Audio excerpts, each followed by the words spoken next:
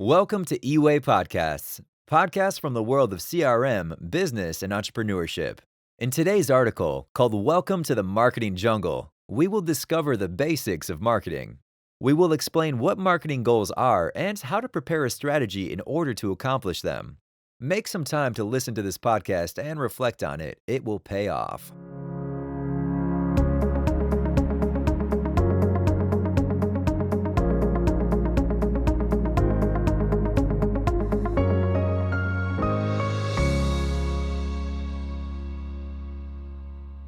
Our experience is that small and medium businesses usually don't have their own marketing departments, and their marketing is neither systematic nor well guided. It is often done by the CEO or managing director, business director, or even an assistant. Marketing is often performed without the necessary knowledge, means, resources, and well managed processes. Our aim is to bring fresh ideas and inspiration on how to be effective in marketing. We are going to guide you through three areas. Firstly, we'll explain the terms marketing and communication goals. Secondly, we will determine how to set up marketing in your company. The last and final part is about marketing and communication strategies. This is where we explain how to accomplish your goals. Let's do this.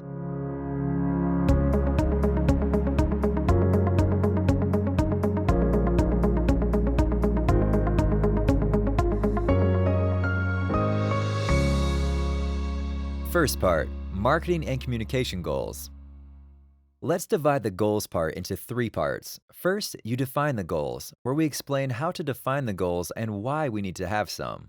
The second and third parts talk about two types of goals, marketing and communication ones.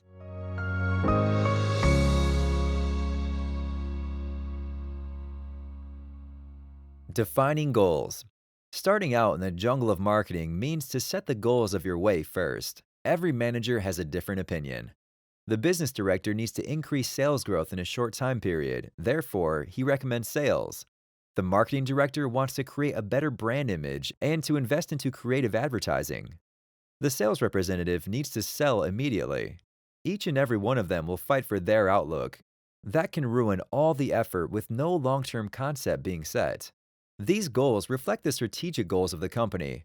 We covered the topic of company strategy in the last podcast called How to Eat an Elephant. Now, let's look at the difference between marketing and communication goals.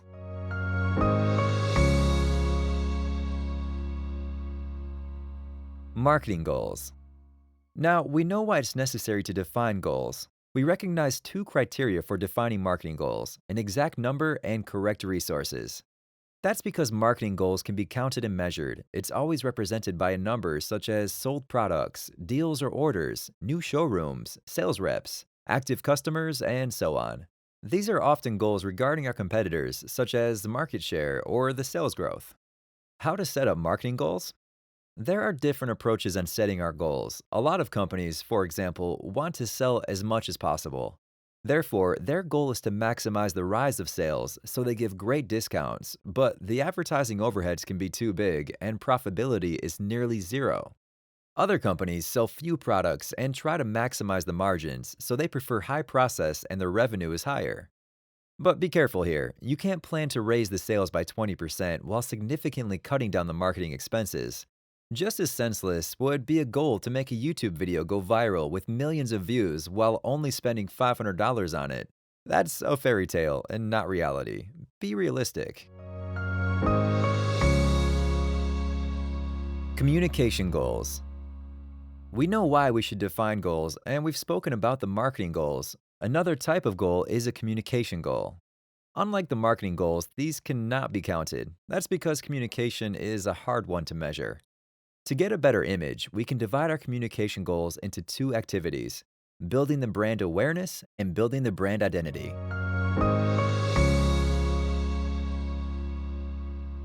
You may want to start with building brand awareness. If your customer knows about you, he's far more likely to add your brand onto a shopping list.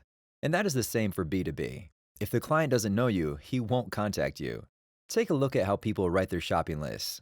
Either they only write product categories, for example, bread, or Sara Lee. When people only write the category, they will buy the cheapest product or the one with the best advertisement, package, or one recommended by the shop assistant. The ideal situation for a brand is to get listed on the shopping list, which is a sign of loyalty.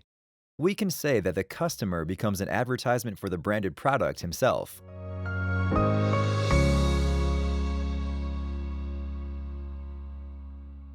Building the brand identity is what makes you different from your competition. Building brand identity means creating a complex visual style containing a logo, a slogan, or the corporate colors. Saving money on your logo and graphics means risking your brand will vanish among others. You are competing for the attention of customers, and only the best concept can win.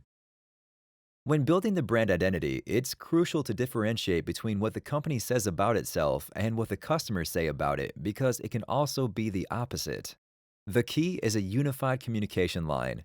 That means a constantly developing story that's easy to understand for the customer. Everyone loves a good story. That's why storytelling has become so popular in marketing.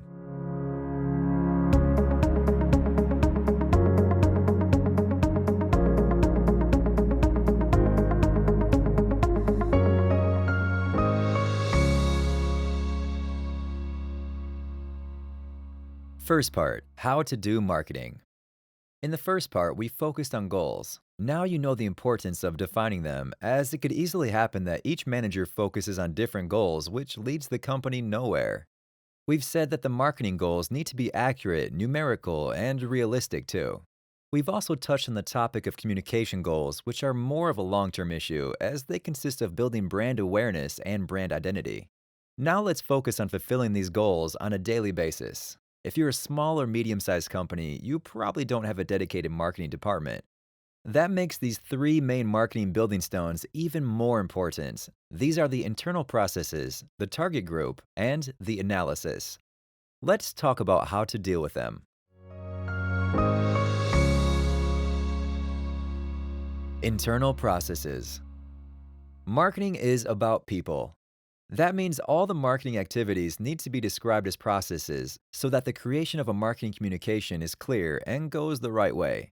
These processes have to be improved and optimized all the time. It's not a one-time task that you finish and mark is done. Their constant optimization is key for the work's effective development and increasing the team's performance. Set up the key performance indexes you wish to measure, then you'll be able to track and generate the company's results. It's also important to set up competencies and responsibilities of each member. That's even more important in case they only do marketing as an additional work role. Everybody needs to know what they are allowed to do and what not. If you plan to hire an external specialist to help you with marketing, keep these 3 points in mind. First, stay in the area of your expertise. If you found a marketing specialist, trust him. If you only criticize his job, you won't get anywhere. You are not an expert or a creative worker. You'll do better if you give them a clear brief and materials and then accept their advice. Second, make your brief absolutely clear. A marketing expert can't read your mind. That's why they need a clear and complex brief. Marketing isn't easy, and by giving a clear brief, your chances for getting what you want and need get higher. Third, give constructive feedback. Saying, "I don't like it," is not constructive. A negative and non-specific reaction to an advertisement suggestion leads nowhere.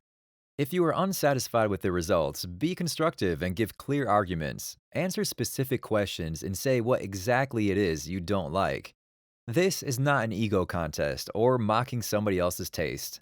It is about looking for a relevant and effective solution that should suit your target group for specific reasons.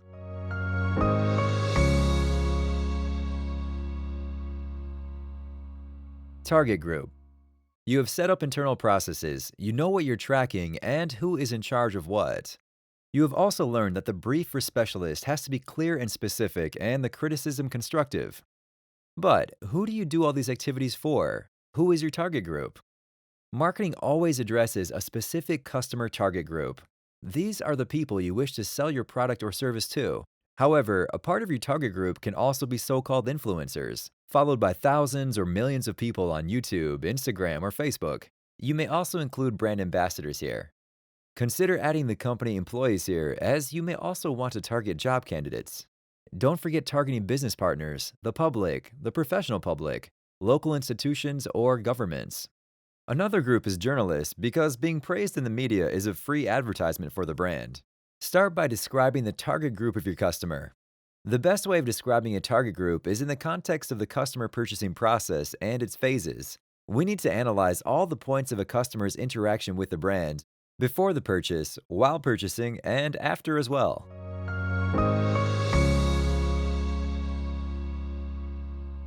Analysis. Internally, you know who does what. You know your target group too.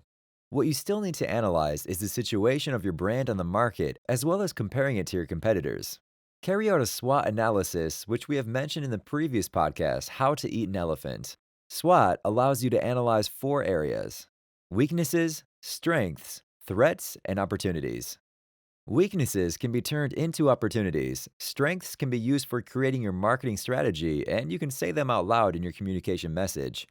Realize your threats and face them, as the online world is becoming faster and faster. Opportunities are a basis for your inspiration, so don't hesitate investing your time and energy into them.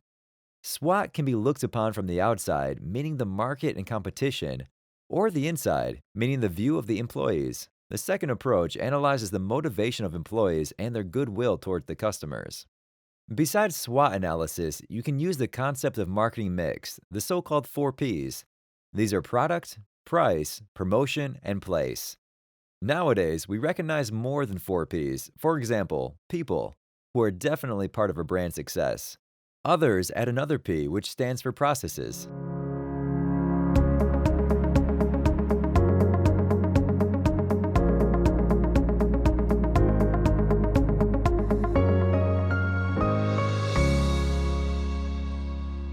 Third part, marketing and communication strategy. In the first part, you learned about the marketing and communication goals. In the second part, we showed you how to set your marketing up using internal processes, target groups, and analysis. That means that you now have all the information. You know what you want to accomplish and how to get there. Now, the time has come for you to see the bigger picture. You need to define the best way for accomplishing the set goals. It's time for strategy. Just like our goals, we also divide the strategy into marketing and communication.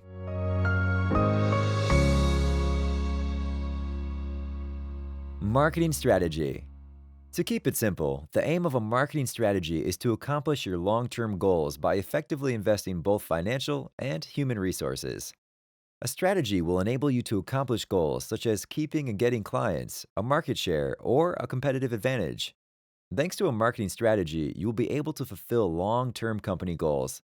That's why it mainly focuses on the satisfaction of current and potential clients. Part of a marketing strategy is to target your target groups using a suitable marketing mix. Imagine the marketing mix like a blender. Put in all the communication possibilities, money, people, suppliers, ways of communication, and mix it together well. The result of a marketing mix should bring you prosperity.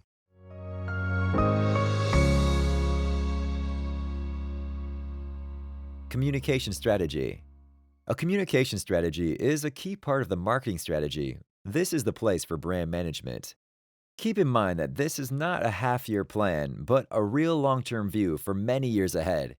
It is true that you may create a short-term, mid-term, or long-term view. However, the long-term view will pay off the most. Individual chapters within the communication strategy are HR marketing, sponsoring, charity, social responsibility, or public relations. Surveys, market research, and collecting feedback are important too.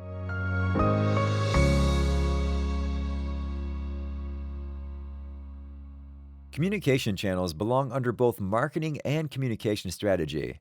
These are the ways to get your message and content to the target group you've defined. If you understand your target group, you also know what media and communication channels people use, read, and listen to. There is no use in guessing. The times of huge print circulation are gone, and people spend their time more and more on the internet and social media. Television still has a good reach, however, the price may not be acceptable for small and medium-sized businesses. The radio can find its listeners for a good price, but a right station and time have to be found. In order to communicate in an effective way, you need to know the price for reaching the target group, and most importantly, create attractive content that will get shares on social media. Invest in examples rather than paid promotion.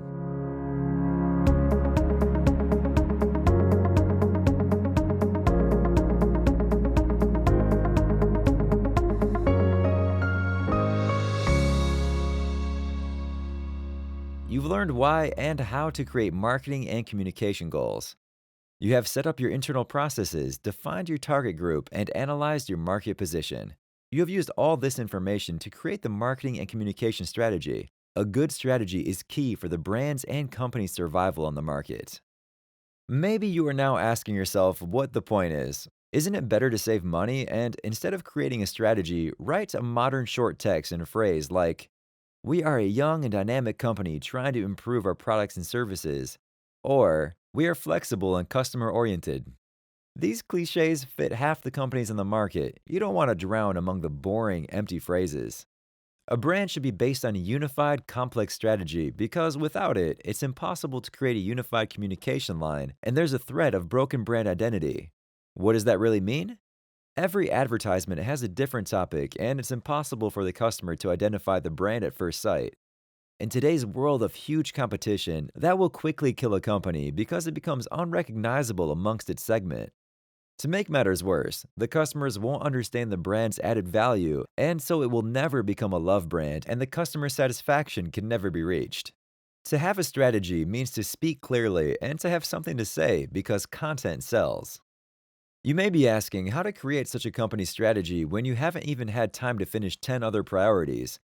Don't worry, strategy is nothing to be afraid of. It's a space for inspiration and creativity. Unfortunately, it's often overlooked as you can't find time for it among your short term goals.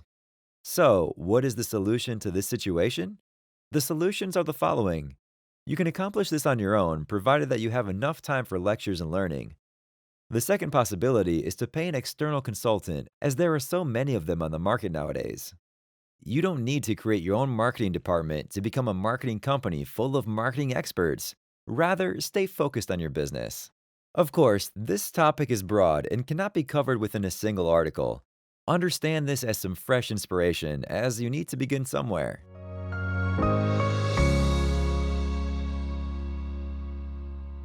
You've been listening to eWay Podcast. The article was written by Vit Balousek, external partner of eWay-CRM, lecturer and consultant. Spoken by Cliff Coma. For more inspirational audio records, please visit our blog at blog.eway-crm.com, podcast section.